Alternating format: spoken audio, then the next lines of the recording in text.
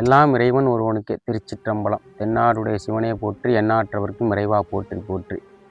இது ஒரு விழிப்புணர்வு வீடியோ தான். நம்முடைய சிவலிங்க திருமணிகளை பற்றிய ஒரு விழிப்புணர்வு வீடியோ தான். இது எல்லாருக்குமே தெரியப்படுத்துங்க. இன்றைக்கி நம்ம நிறைய இடங்களுக்கு போகிறோம். ஒவ்வொரு இடங்களில் ஒவ்வொரு வழிபாடு இருக்குது. ஆனால் ஒவ்வொரு ஊரையும் கேட்கும் பொழுது எதிர்பார்ப்பு அதிகமாக இருக்குது. கும்பகோணத்தில் லிங்கத்தடியாக இருக்கட்டும், இப்போ நிறைய இடங்களுக்கு போயிட்டு வந்திருக்கோம். எல்லா ஊர் பேரையும் கேட்கும் பொழுது ஆனால் இறைவன் பயங்கரமாக வச்சுருப்பாங்க, நல்ல வழிபாட்டில் வச்சுருப்பாங்க. ஏதோ ஒரு சில குறைகள் இருக்கும், அதை போய் நம்ம நிவர்த்தி பண்ணலாங்கிற ஒரே காரணத்தினால நம்ம போய் பார்க்குறோம். ஆனால் அங்கே போய் பார்க்கும் பொழுது ரொம்ப கஷ்டமாக இருக்குது. நம்முடைய சிவலிங்க திருமேனிகள் ஏதாச்சும் ஒரு ஊருக்கு ஒதுக்குப்புறமாகவும் ஒரு குளத்தங்கரை பக்கத்துலேயும் ஏதாச்சும் ஒரு திடலில் ஏதாச்சும் ஒரு துணி துவைக்கிறதுக்கு கூட பயன்படுத்திக்கிட்டு இருக்காங்க. இந்த அளவுக்கு மக்கள் ஏன் அறியாமையில் இருக்காங்கன்னு தெரியல. அதுக்கு முக்கியமான காரணம் என்னென்னா, நம்முடைய இறைவனுக்கு எதிராக கட்டமைக்கப்பட்ட போலி உபதேசங்களை நம்பிக்கொண்டு நம்முடைய இறைவனை போய் தொட்டால் ஏதாச்சும் ஆகிடும், இவர் அழிக்கிற கடவுள், அந்த மாதிரி ஒரு எண்ணத்தை புகுத்திட்டு போயிட்டாங்க. அதை நம்பிக்கொண்டு இப்போ அவருடைய பிள்ளையை நல்லா பார்த்துக்கிறாங்க. நம்முடைய இறைவனுடைய விநாயகராக இருக்கட்டும், முருகனாக இருக்கட்டும், அதெல்லாம் நான் குறையாக சொல்லலை. நம்மளுக்கு கஷ்டமாக இருக்குது இதெல்லாம் போய் பார்க்கும்பொழுது.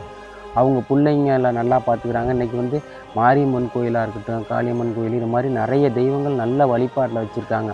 ஆனால் இந்த தெய்வங்களுக்கு அனைத்துமே அருள் கொடுத்தது யார்? நம்முடைய இறைவன், நம்முடைய பரம்பொருள். இவங்க எல்லாமே நம்முடைய இறைவனை நோக்கி தவம் இருந்து நம்முடைய இறைவன் என்ன அருள் கொடுத்தாரோ அதை வச்சு நமக்கு எல்லாமே நல்லது பண்ணிக்கிட்டு இருக்காங்க. இன்றைக்கி அவங்கள நம்ம எல்லாருமே போய் பார்க்குறோம் வரோம். ஆனால் எல்லாத்துக்கும் மூலவராக இருந்தவரை போய் நம்ம இன்றைக்கி பார்க்குறதே கிடையாது. நிறைய இடங்களில் உச்சத்தில் வச்சு கும்பிட்றாங்க. அதுக்கு ஆப்போசிட்டாக ஒரு குப்பை மேட்லேயும் கிடக்கு. இதுக்கு முக்கியமான காரணம் இந்த மாதிரி போலி உபதேசங்கள் நம்பி கொண்டிருக்காங்க. இதெல்லாம் நம்ம எளிமையான முறையில் நம்முடைய மக்கள்கிட்ட எடுத்து சொன்னாலே கண்டிப்பாக அதை புரிஞ்சு கொண்டு நம்முடைய மக்கள் நம்முடைய இறைவனை எடுத்து வழிபாடு செஞ்சுருவாங்க, சிவத்தை பற்றி கொள்வாங்க. அதுக்காக மட்டும்தான் இந்த ஒரு விழிப்புணர்வு உடையாக நான் உங்களுக்கு இதை பதிவு பண்ணுறேன். என் வாழ்க்கையில் நடந்த சம்பவங்களாக இருக்கட்டும், நான் போய் பார்க்கப்பட்ட அடியார்கள் அவங்க எனக்கு சொல்லி கொடுத்த செய்தியை தான் நான் இப்போ உங்களுக்கு சொல்ல போகிறேன். நானாக யோசித்தது சில விஷயங்களையும் உங்கள்கிட்ட நான் ஷேர் பண்ண போகிறேன். இன்றைக்கி நம்முடைய பூமி சித்தர்கள் வாழ்ந்த பூமி. இன்றைக்கி நம்முடைய சித்தர்களை நம்ம ஞாபகம் வச்சுக்கிறதுக்கும் நினைவுபடுத்துறதுக்கும் வெளிநாட்டு விஞ்ஞானிகளாக இருக்கட்டும் எல்லாருமே தமிழ்நாட்டை நோக்கி வராங்க. இது ஒரு புனிதமான பூமி. இங்கே சித்தர்கள் நிறைந்த பூமி. ஞானிகளாக இருக்கட்டும், ரிஷிகளாக இருக்கட்டும், அந்தளவுக்கு அனைத்துலையுமே நம்முடைய சித்தர்கள் தேர்ச்சி பெற்றிருக்காங்க. அதற்கு முக்கியமான காரணம் இறை வழிபாடு மட்டும்தான். இன்றைக்கி இருக்கிற சிவலிங்க திருமேனிகளை தொட்டு அவங்க வழிபாடு பண்ணி அதன் மூலியமாக தவமாக இருக்குது. தவம், தாண்டவம், தியாகம், இது மூணையிலையுமே அவங்க தேர்ச்சி பட்டு அனைத்து விதமான அஷ்டம சக்திகள்லையும் தேர்ச்சி பட்டு இறைவன்கிட்டேருந்து வாங்கின ஞானத்தை அவங்க தன்னலமாக யோசிக்காமல் எதிர்கால மக்களுக்கு பயன்பாட்டு எல்லா விதத்துலையுமே எதிர்காலத்தில் பயன்பாடாக இருக்கும். அவங்க ஒரு எல்லா விதத்துலையுமே ஒவ்வொரு கோயிலுக்கு போகும்போது ஒவ்வொரு சித்தர்கள் ஜீவ சமாதி அடைஞ்சிருக்காங்க. இன்றைக்கி அவங்க பேரை சொல்கிறதுக்கு காரணம் இது மாதிரி வழிபாடில் இருந்தனால தான் அவங்க பேரை இன்றைக்கி சொல்லிக்கிட்டு இருக்கோம். இனிமேலாவது மக்கள் நம்முடைய சிவலிங்க திருமணிகளை தொட்டு அபிஷேகம் பண்ணுங்க. அதோட பயமாக இருக்கா? நம்மளுடைய இறைவன் அப்படிப்பட்ட ஒரு கிடையாது. நம்முடைய இறைவன் மிகவும் எளிமையானவர். நீ இன்றைக்கி கண்ணப்பராக இருக்கட்டும், இது மாதிரி நிறைய 63 நாயன்மார்களோட வரலாறை பாருங்கள். ரொம்ப எளிமையான இறைவன் நம்முடைய இறைவன். எளிமையான முறையில் நம்ம பக்திங்கிறத விட அன்பாக இன்றைக்கி கண்ணப்ப நாயனார் அன்பை மட்டும்தான் செலுத்தினார். இன்றைக்கி அந்த அளவுக்கு எளிமையாக நம்முடைய இறைவன் நம்ம கூடயே இருக்கக்கூடியவர்.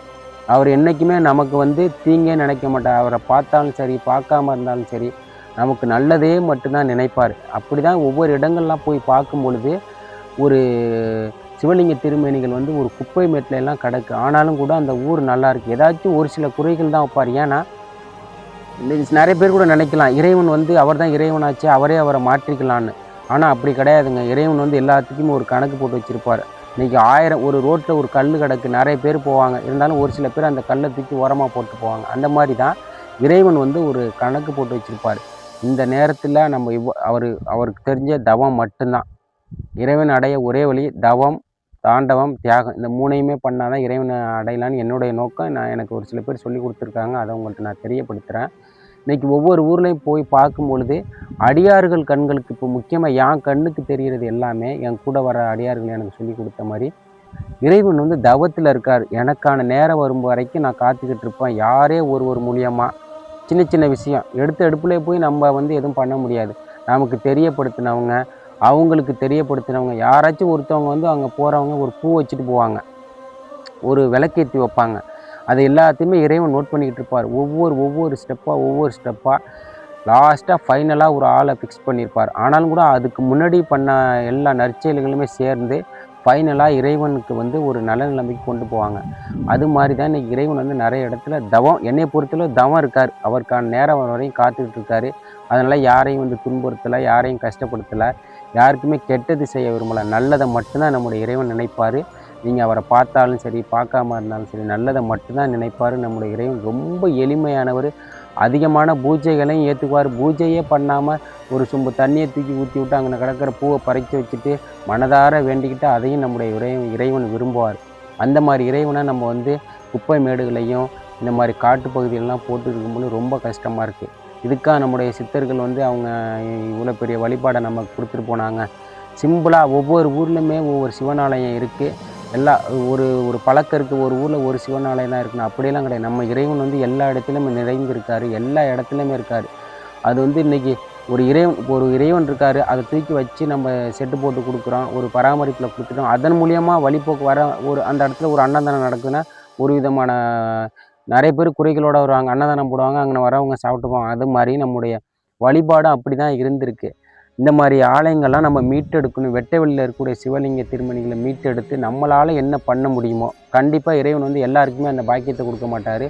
1000 பேர் இருக்கலாம், 2000 பேர் இருக்கலாம், யாராச்சும் ஒருவருக்கு தான் அந்த எண்ணம் உருவாகும். அந்த எண்ணம் மட்டும் இருந்தால் மட்டுமே அந்த எண்ணத்தை உருவாக்கி கொடுப்பார். இவன் இன்றைக்கி வரணும், எல்லாருமே அடியார்கள் சொல்கிற மாதிரி தான். இன்றைக்கி இவன் இங்கே வரணும், இவன் கல்லில் தான் இவன் காசில் தான் நமக்கு ஒரு மாலை வரும், இவன் காசில் தான் ஒரு விளக்கேற்ற முடியும், இவன் காசில் தான் ஒரு பத்தி ஏற்ற முடியும். அது மாதிரி இறைவன் கணக்கு போட்டு வச்சுருப்பார். நம்ம கர்ம வினைகளை கண்டிப்பாக சிவ வழிபாடு மூலியமாக நம்முடைய கர்ம வினைகள் கண்டிப்பாக நீக்கப்படும். ஏன்னா என் வாழ்க்கையில் நிறைய விஷயங்கள் நடந்திருக்கு. நான் இறைவனுக்கு அபிஷேகம் பண்ணிகிட்டு இருக்கும்போது நான் மட்டும் இல்லை, என்னுடைய நண்பர்கள் பண்ணுறாங்க, எல்லாருமே பண்ணுறாங்க. ஃபஸ்ட்டு எடுத்தோடனே பயந்தாங்க, ஆனால் இப்போ அப்போது இல்லை. நம்முடைய இறைவன் ரொம்ப எளிமையானவர். எல்லாமே ஒரு காலகட்டத்துக்கு மேலே அவருக்கு தெரியும். அவரை நம்ம நம்பிட்டோம்னா அவருக்கு நம்ம வந்து இறைவனை பொறுத்தளவு யாருக்கும் நம்ம கெட்டதை நினைக்கக்கூடாது. அவரை நம்ம நம்பிட்டோம்னா தூக்கி கோபுரத்தில் வச்சுருவார். ஆனால் என்றைக்குமே நம்ம கடந்து வந்த பாதையை மறக்கவே கூடாது, தப்பான வழியில் போயிடக்கூடாது. அது மாதிரி இந்த வீடியோ எல்லாருக்குமே ஷேர் பண்ணுங்கள், தெரியப்படுத்துங்க. நம்ம இறைவன் ரொம்ப ஒரு எளிமையானவர். அன்னைக்கு 5000 வருஷமாக இருக்கட்டும், இப்போ கமலமுனி வந்து 3000 வருஷத்துக்கு மேலே வாழ்ந்திருக்கார். அப்போ எப்படி? இந்த இறை வழிபாடு மூலியமாக தான். சிவலிங்க திருமணிகளை தொட்டு வழிபாடு செய்து அபிஷேகம் பண்ண ஒரே காரணத்தினால தான் இன்றைக்கி வந்து தவம் இறைவன்கிட்டேருந்து கற்றுக்கிட்டது தான். தவம் இருந்தார். அதன் மூலியமாக கிடைச்ச அனைத்து பலன்களுமே நம்முடைய எதிர்காலத்துக்காக பயன்படுத்தி இன்றைக்கும் நிறைய சித்தர்கள் எழுதிய குறிப்புகளாக இருக்கட்டும், அதை வச்சு தான் இன்றைக்கி அவ்வளோ விஷயங்கள் நடந்துகிட்டு இருக்குது. நவகிரக கோயில்கள் நீங்களே கொஞ்சம் யோசித்து பார்க்கணும். எவ்வளோ வருஷத்துக்கு முன்னாடியே சொல்லிட்டு போயிட்டாங்க. சிவனை வச்சு சுற்றி கோயில்கள், நவகிரகங்கள், 9 நவகிரகங்கள், அதெல்லாம் சிம்பிளாக உங்களுக்கு எல்லாருக்குமே தெரிஞ்சிருக்கும். இது மாதிரி இன்றைக்கி வந்து எல்லாருமே நம்ம இறை வழிபாட்டில் இறங்கிட்டா நிறைய விஷயங்கள் இன்றைக்கி வந்து நிறைய பேர் கெட்ட வழியிலலாம் போக மாட்டாங்க.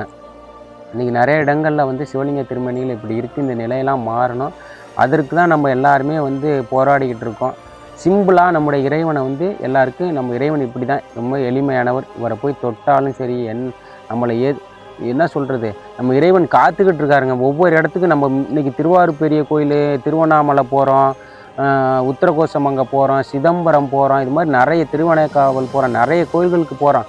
ஆனால் நம்ம வந்து அங்கே தூரத்தில் நின்று மட்டும்தான் கும்பிட முடியும்.